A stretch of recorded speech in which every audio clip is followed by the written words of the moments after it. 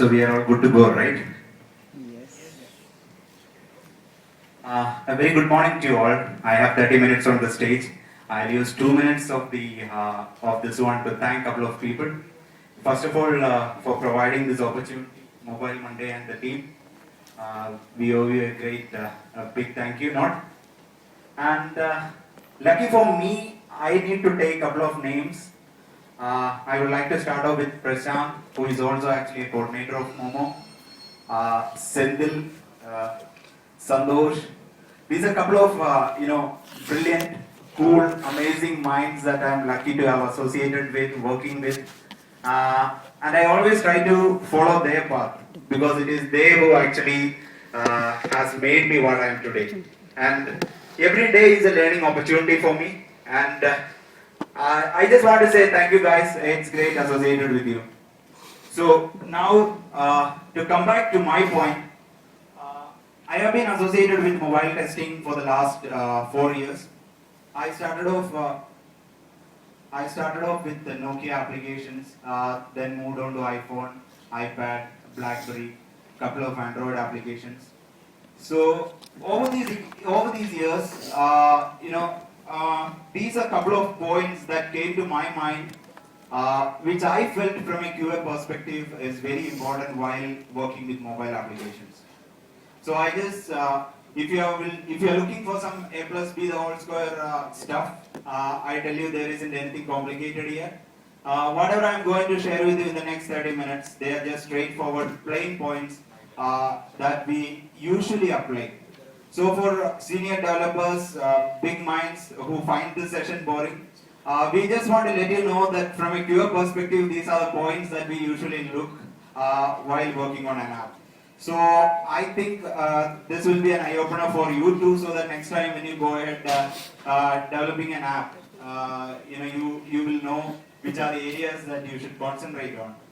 So I have taken the title as 5-point mobile app testing. So I'll be covering 5 major.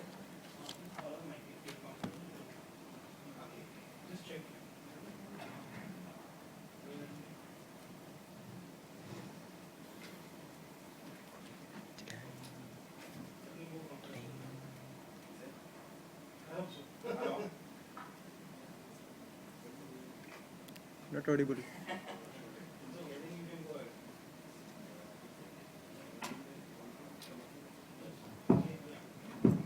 Hello. So I'm audible, right?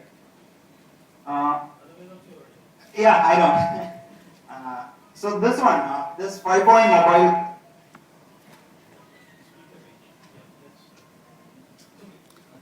So this 5-point mobile testing, actually I'm just trying to cover 5 major areas, which are usually of utmost importance when it comes to mobile app testing. So each of these areas I have found out a couple of important points that I will be sharing you in the presentation. To start off with, we all know it's all about applications. iPad, if you just go to the wiki and check, the iPhone actually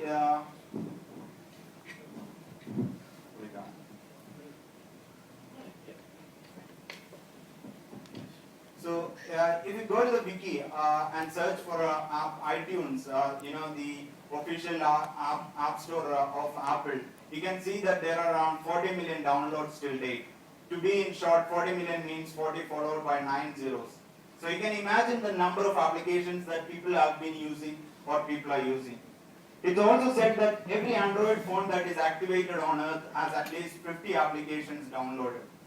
So these are a couple of statistics that shows you the importance of applications in our life and how miniature we are going forward. So every day our life is becoming smaller and smaller, and smartphones are getting smarter and smarter and allowing you to work on a better platform in a quick manner. So utmost importance to be given to applications, and again in applications I have found out 8 areas that we need to concentrate on.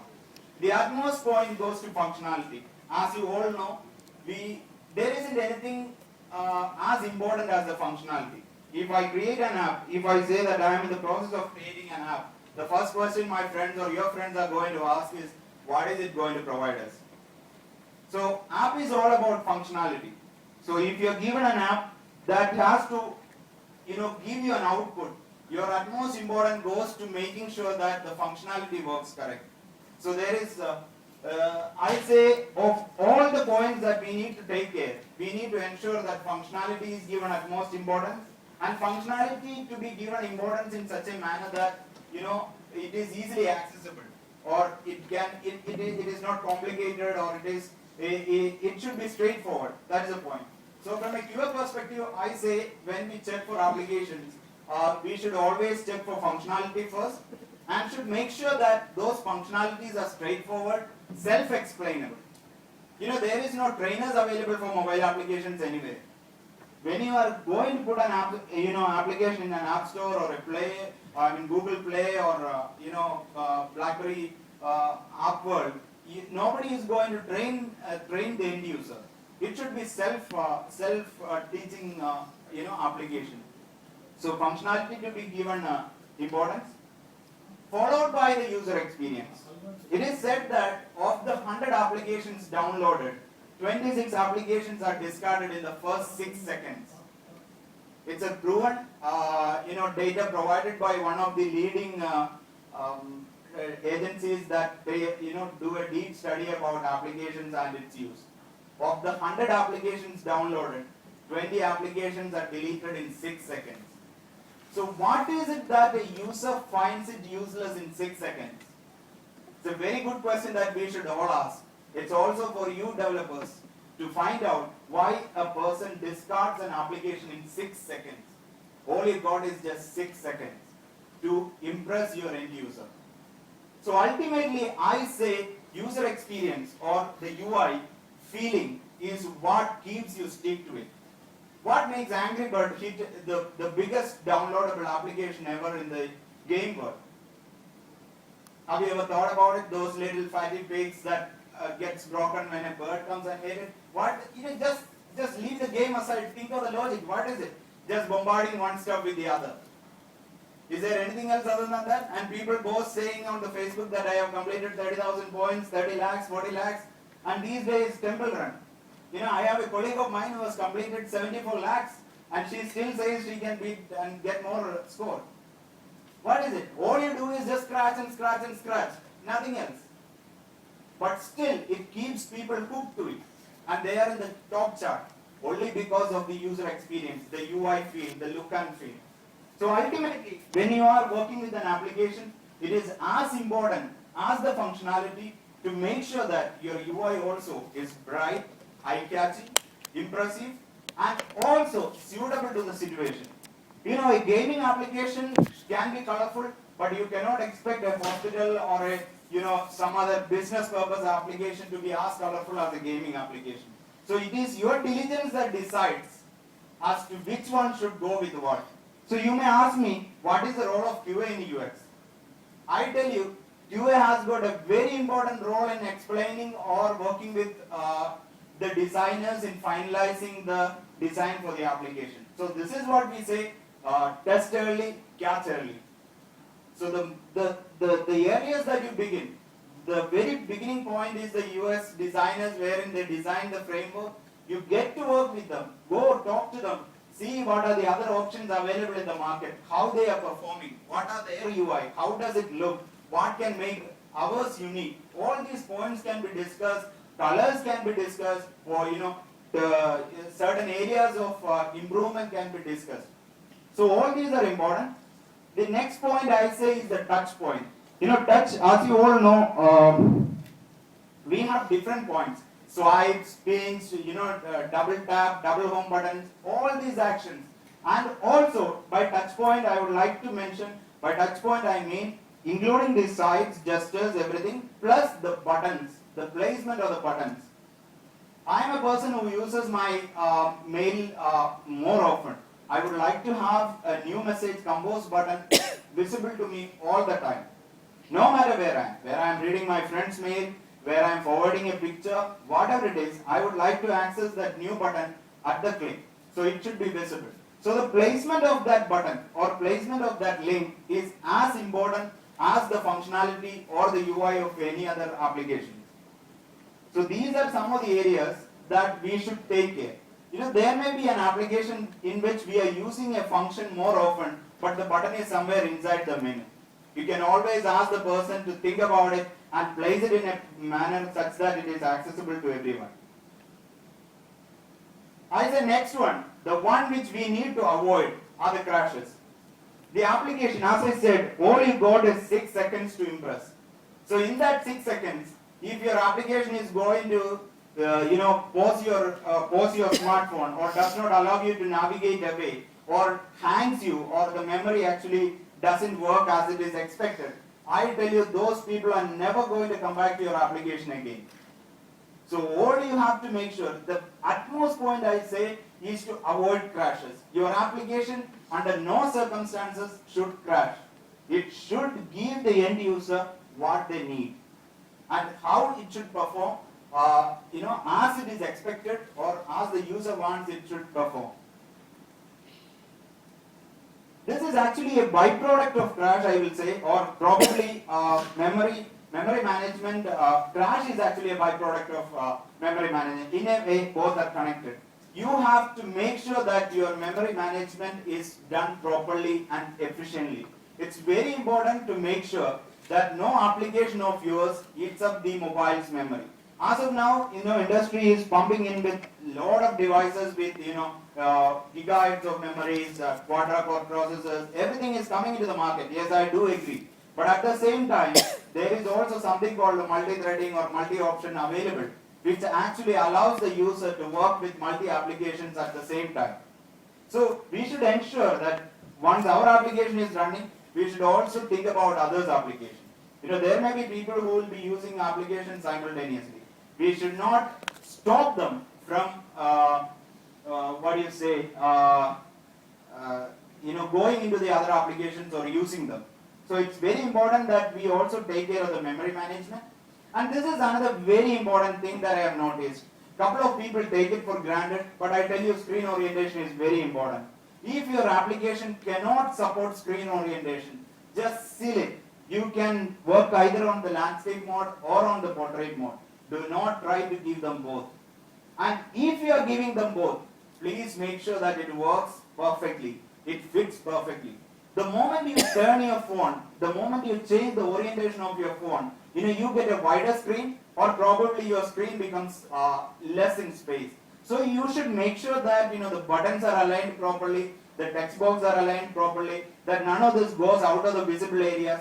So these are some of the points that we should take extra care in, because these are the areas where user gets irritated very fast. They have been typing something, suddenly a call came, they twisted, put up, and the call is over. When he goes back, your text box is totally outside the visible area. I tell you, that person is going to be very, very irritated. So screen orientation is another very important factor. And then yes, memory management, crashes, performance, and also the next point that I am going to discuss are all connected, are all interlinked. So I tell you, performance is very important. Why is that Temple Run the biggest hit in the gaming world? There is nothing but the performance. The fraction of a second that you miss to swipe him through the bridge or over the bridge, that fellow falls and the game is over. So all it got is fraction of a second, and the performance is what wins there.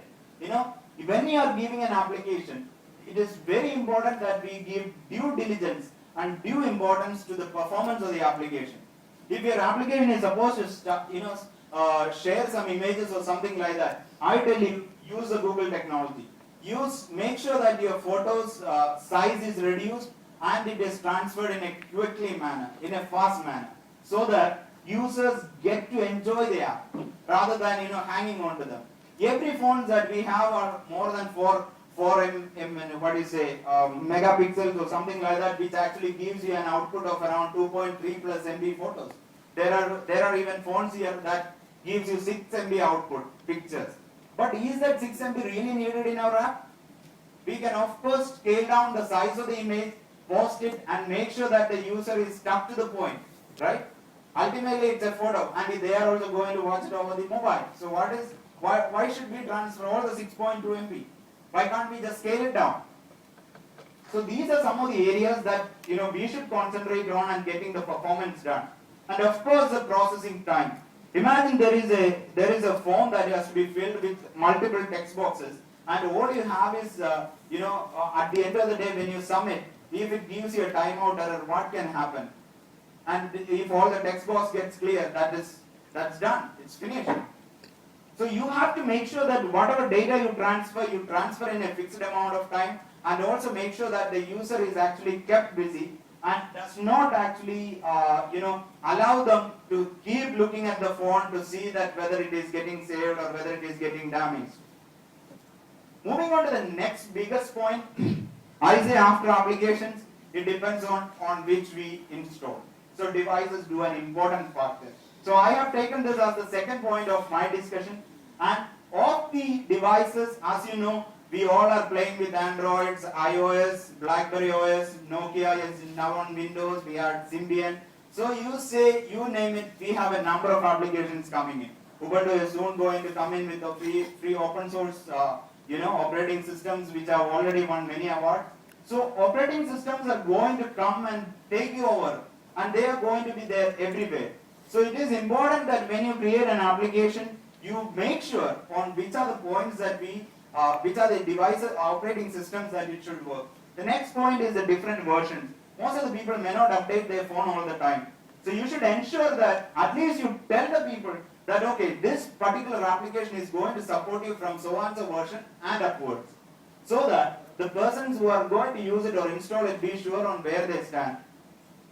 Next point is the camera usage. As all know, device needs camera, and screen size and resolution, they are very important.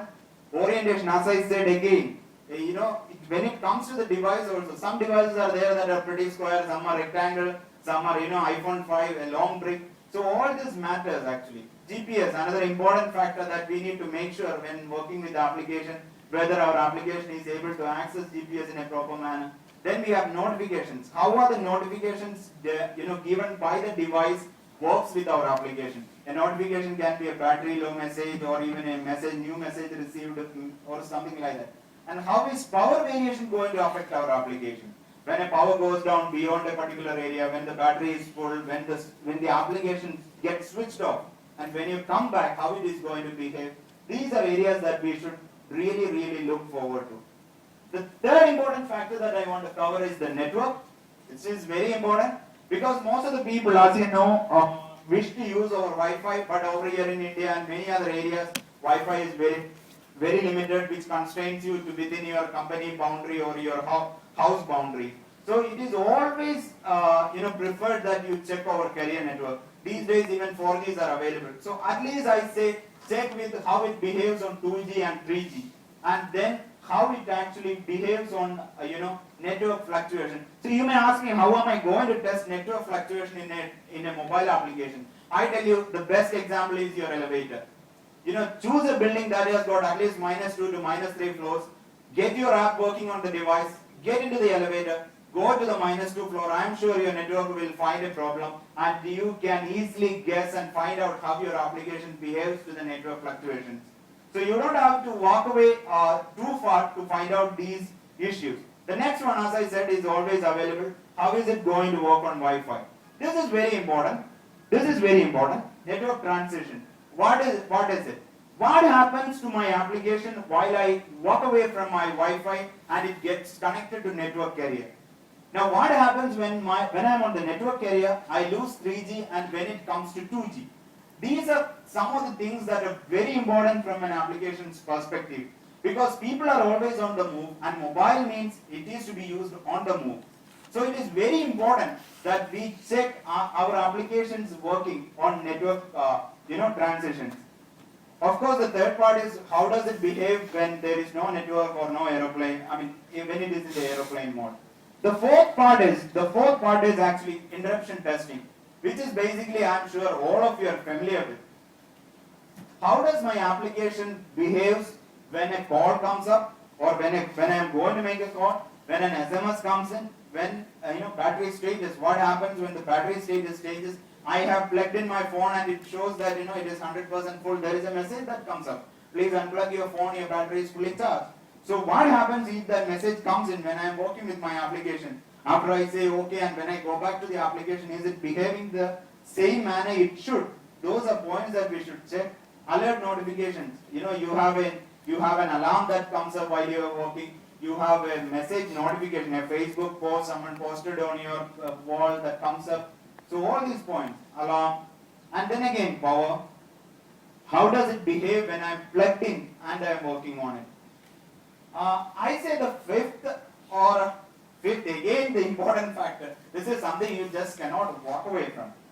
Security is actually very important, and these days people are very particular about security. They are bothered about the contacts in their phone. They are bothered about the messages in their phone. They are bothered about the pictures in the phone. So these are things that we need to make sure that user is the king. User is given utmost importance. So why does security come into play? From an enterprise perspective, BYOD is going to be the next game changer in the market. It has been already decided. All of you, I say at least 80% of you are having a phone that runs on a smart operating system. So soon your company is going to accept it, give you channels through which you can work from your device by taking in your applications from company network. So this is very important from a company's perspective that your data should be safeguarded, no intrusion should be allowed. So all these points are very important when it comes to applications. So how do we achieve that? To achieve that, authentication is the first process. Authentication is nothing but checking whether you are the right person to enter. You all actually entered your registration number while you were entering this program. Why? You were cross-checking whether you are eligible to be in this hall currently. So authentication is important for any application, and we should cover all possible test cases to ensure that authentication remains unaffected. It should behave exactly the way it should work. The next factor is authorization. Even though you have authentication, are you authorized to view what you are viewing? The application should always check whether if at all, the best example is a workflow. I am the requester. Once I request an application, am I also allowed to approve the request? Your whole game is gone. The whole meaning of the stuff is gone.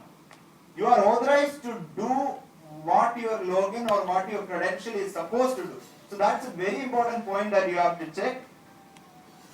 The next part is SQL injection. It is just like the web. You have to make, there are intrusions available, there are break-ins available, even over mobile applications. They are safeguarded from all these points as long as they also connect to a database. And then I say an important question or important point to be covered is the session management. Now some of the people say that the people do ask me how important it is for me. Why should we bother about sessions? I tell you, from a mobile's perspective, a 15 minutes window is the highest window you should provide to an application to be logged in. Because you never know where your device is going to be in 15 minutes. Your wife may come and take it, your kid may come and take it for a game, your friend may ask you for taking a photo, so your application is running in the background. What happens if that device is passed on from one hand to the other and the application is still working? Think of the situation where your mobile banking application is activated and then you are just giving it to your friend for making a call or something like that. You never know what can happen. So I say session management is very important. There are organizations who have taken it very lightly and have provided even 1 hour of session timeout. I say that is a risk. That's a high risk, which probably the organization will suffer in the later stages.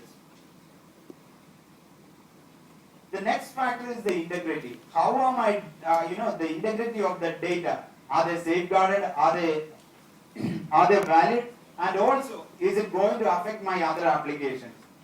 The last part I said confidentiality. Confidentiality can be achieved a little bit by certain type of encryptions and stuff like that. You should in no way allow your application's data to be read by someone else.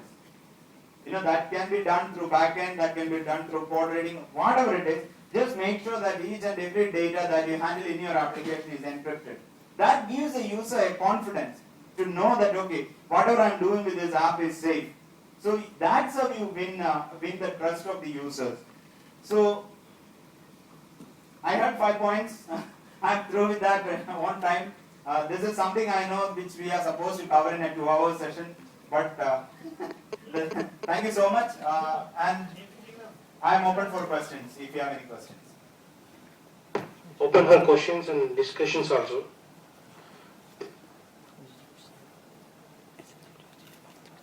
Are all sleeping?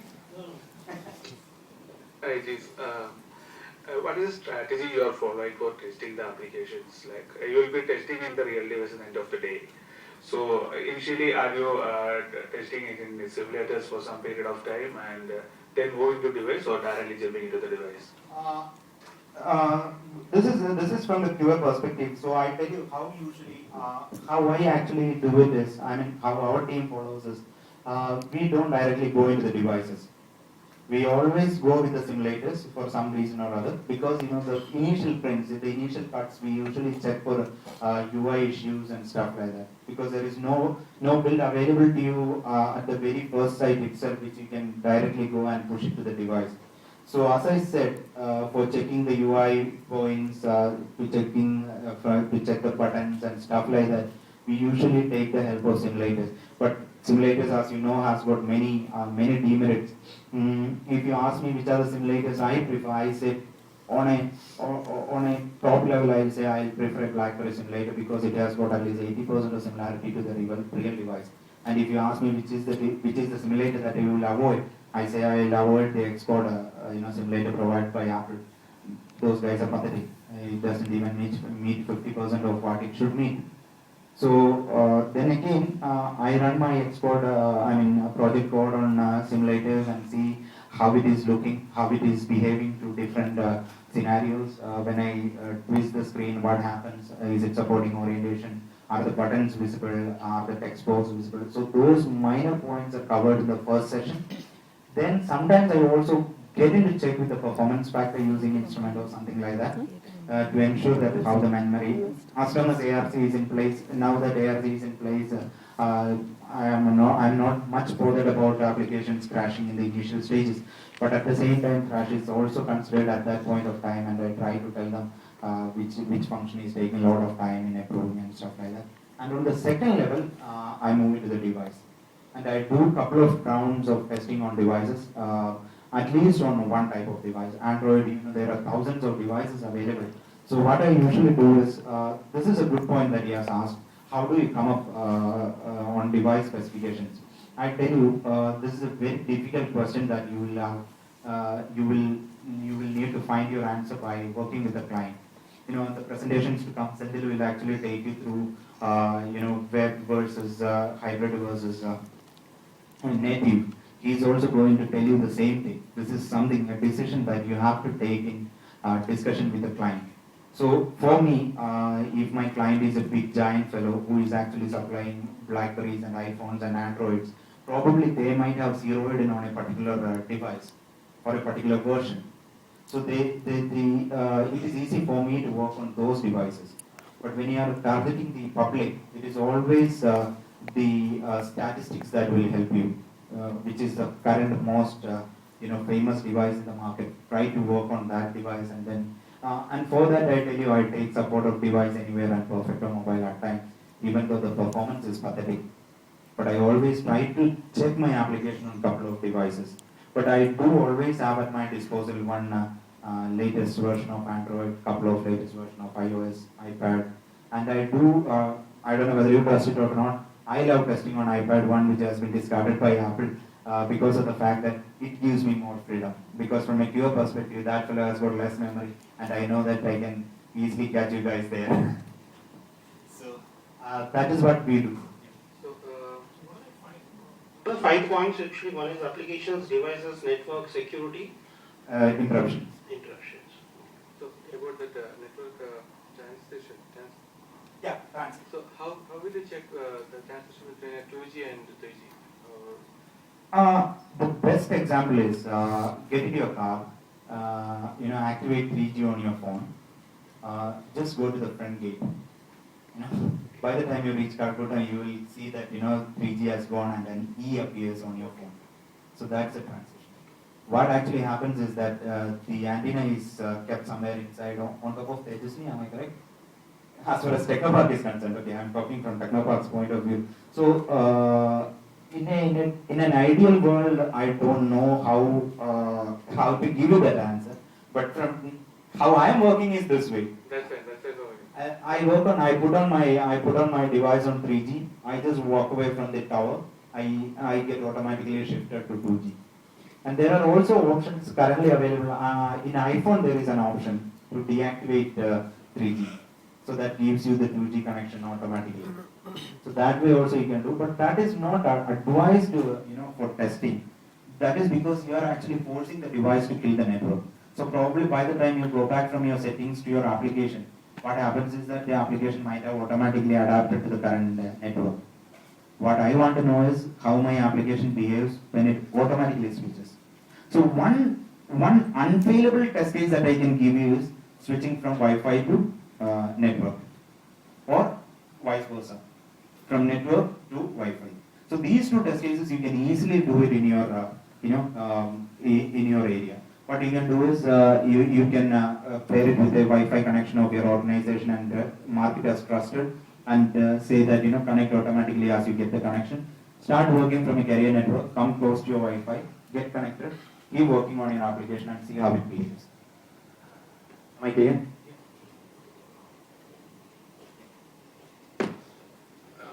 What's your experience in using some sort of an automated testing mechanism?